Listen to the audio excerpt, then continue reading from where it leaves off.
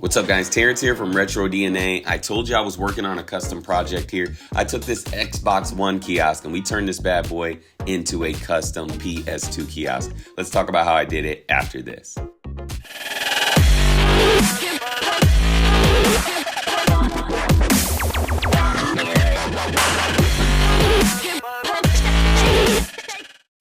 All right, first let's talk about this thing. I mean, it was missing quite a bit. As you can see, it had no monitor. The kiosk was actually quite a bit sun faded, especially at the Xbox One logo.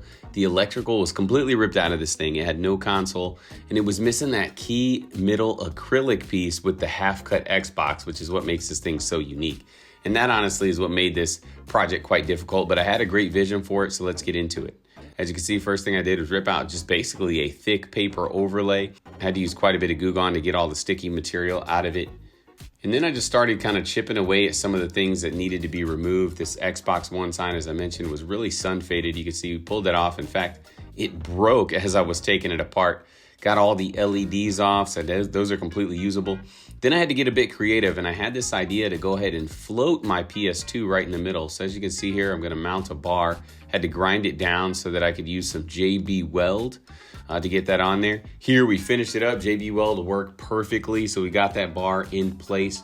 And then I've got a angle bar that I'm gonna put in there to float that in a bit. Went ahead and got some teal Rust-Oleum paint, put it right in the middle. This is gonna be for my kind of floating section in the middle to give it a unique background color. As you can see, that turned out quite nice. We got that bar mounted. Then we're gonna go ahead and tape everything off. Now, basically just had to primer it up, get it ready to go. One can of primer actually did the job on this thing, believe it or not. Kind of focused on the bottom there, said, you know what, we're gonna put the Sony logo at the bottom. I wanted that to be painted on, so I went ahead and used my Cricut to print off a Sony logo here, stuck it on, and then we primered over that, and we'll go ahead and paint over that here in a bit as well. Honestly, the most difficult part of this whole thing was how I was gonna manage the translucent PlayStation 2 logo at the top. As you can see, I decided to cut the whole Xbox One section out, made a interesting inlay here with two pieces of acrylic, basically just super glued them together, cut them out, put them in place, drilled a few holes on the back so I could connect her there. And then I'm gonna go ahead and fill that in with some putty just to get it all evened out. But first we need to get her all painted up. Found a nice solid PlayStation blue. One coat down, doesn't take long to get her all painted. Decided I was gonna paint that front drawer blue as well. Originally I was thinking about going gray, but I decided to go blue. This, as you can see, is ink blue from Rust-Oleum. If you're gonna do the same project here, that's the color that you wanna get. Everything's turning out nicely so far. We're a couple coats in. Everything's looking real clean. We got that final coat going. And then as I mentioned at the base there, I do have that Sony logo on there. That's gonna need to be peeled off. So that's what we're gonna do here next. Now what I like to do whenever I'm peeling this off, I actually like to wait while the paint is just beyond tacky but not fully cured yet. And whenever you peel this off, you're gonna see that the edges are still a little bit kind of rough, so to speak. And what this allows you to do is, because this paint is soft enough to touch and still a bit formidable, afterwards I'm gonna take my finger and just pat it down all the way around the edges. And what that's gonna do is allow it to stick and lay flat so that it doesn't end up raised on the edges like it seems here. So I did go ahead and do that. I don't have footage of that, but that really makes the difference. But it's just about it not being too dry. As you can see, we went ahead and got the putty in around that acrylic at the top. Got the bar mounted on there. One screw did the trick. I actually had to break the screw off on the back end to get her flat, filled it in with some JB Weld. And then it's time to put the vinyl on. I love my carbon fiber vinyl. I think it just sticks a little bit better than your standardized vinyl, and it shows a little bit less. Now, believe it or not, this was actually intentional. You can see some of that framing there is still visible.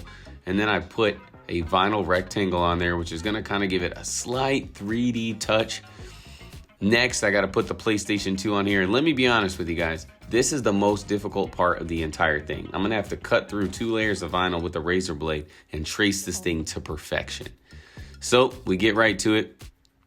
Be honest, it looks good here in the video, but man, it took a lot of time. This is a very slow process. The Y was probably the easiest letter of all of them. But honestly, she turned out fantastic. You can see it looks really good on there.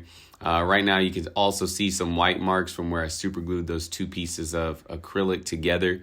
So I don't like the way that looks, which means we're gonna have to get a little bit creative. First, I need to get the LEDs on, kind of test out the lighting. It all looks pretty good as far as the shine through, but you can tell the individual LED lights are showing through the vinyl there. So I had to get me some frosted glass Rust-Oleum semi-transparent finish clear coat, spray that on the backside as you can see here, and this is going to make for a nice even backlit glow. I also did a 3D logo with 2 layers of vinyl, one on the front side, one on the back side of that circle there. And I decided not to go as thick with that frosted glass so that you could actually see some of those lights shining through. I thought it looked pretty good.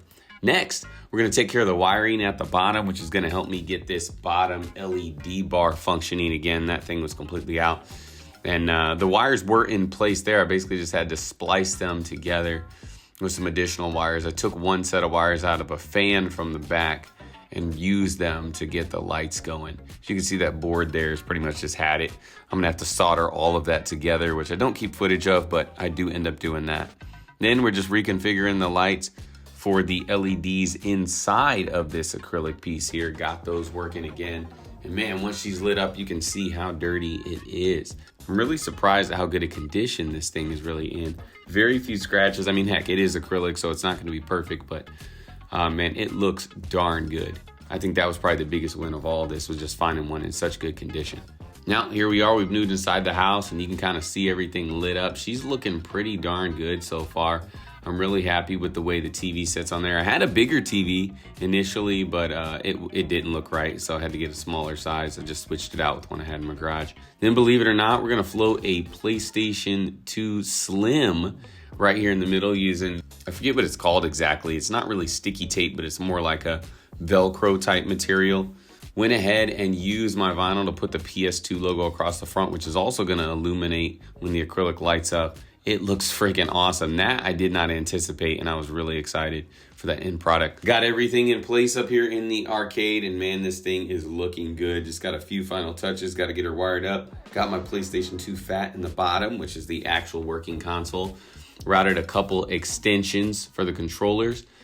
Got me a couple universal controller holders, just stuck those on with 2-sided sticky tape. Those work perfectly, and they fold up, which I also like for when they're not being used. As you can see, I used those controller extensions to mount those right on the side. I thought about drilling holes to do that, but I just said, you know what? Nah, it's not really worth it. I like the way this looks. This is nice and easy. Makes it a little bit easier to grab this drawer, because believe it or not, the way these things are situated, the drawer doesn't pull out quite as easy as you'd hope it would. I think it leans forward and kind of the weight of it all holds it. Got her all lit up, and now you can see what this final product is looking like, guys. The illumination factor on this thing is an absolute 10 in my book. Just freaking phenomenal. Now you can see the Sony logo across the bottom looking really clean. PlayStation 2 at the top is looking really clean. Love the illuminescence behind the actual PlayStation logo.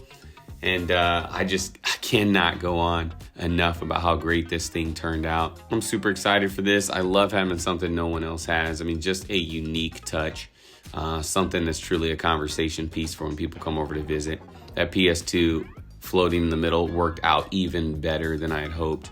I mean, it's really just a beautiful kiosk, but here's just a couple pieces individually, let you see some of the kind of highlights of how it all turned out. And let's check out some gameplay. Here I'm playing Virtual Fighter. Fantastic game, tons of fun, and then a little bit of Dance Dance Revolution as well.